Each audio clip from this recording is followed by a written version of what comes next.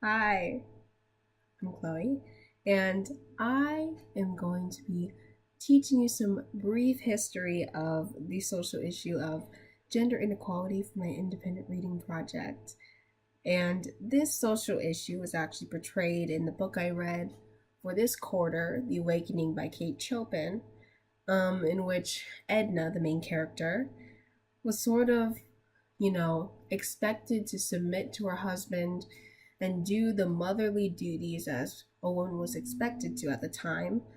To do all these things as her husband went out and played cards and gambled for hours as she was alone at her home with her children. And eventually she realized that she didn't have to, submit to him all the time, that she didn't want to.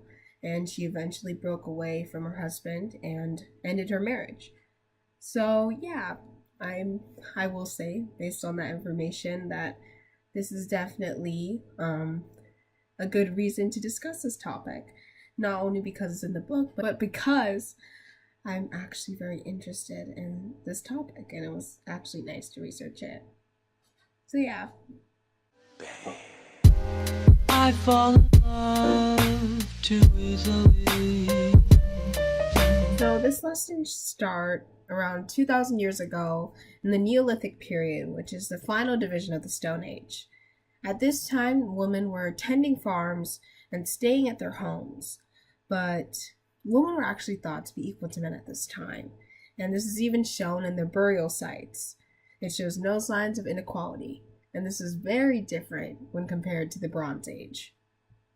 The Bronze Age is the time between 3000 and 4000 BC, and this is when ancient humans started to use bronze for their weapons and tools.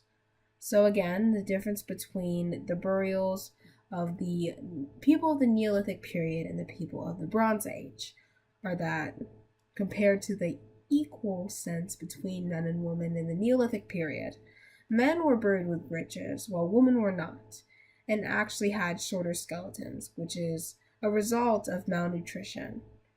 And this could be because during maybe food shortages, that women were deprived first of that food, of those resources for them to be healthy humans. Now I'm going to fast forward many years to the 1900s, and actually after World War II, women were beginning to be portrayed as weak and stupid people. And often when they were married, they'd be forced into roles as housewives.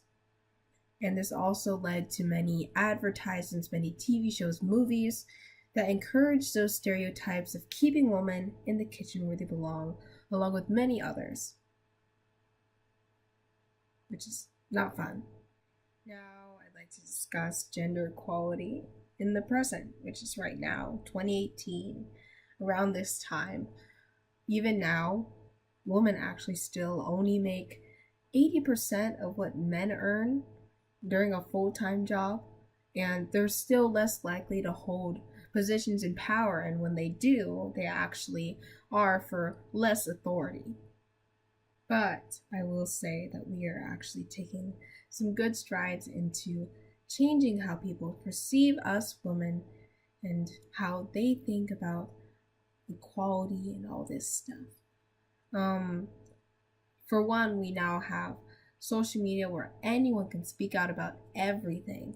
Not to say that that's actually the best thing in the world. In some ways, it can be toxic and we can all clash and it'll all be like negative sometimes. Sometimes we use it for a good thing and we use it to speak our opinions in ways that have a positive outlook on how we should act and how we should act towards each other and how we can all be seen as equal people. So yeah, my research on this topic has actually been very enlightening, and I'm glad that I got to do this project, even if I didn't schedule book talk, which I apologize for. So yeah, thank you. I fall in love too easily.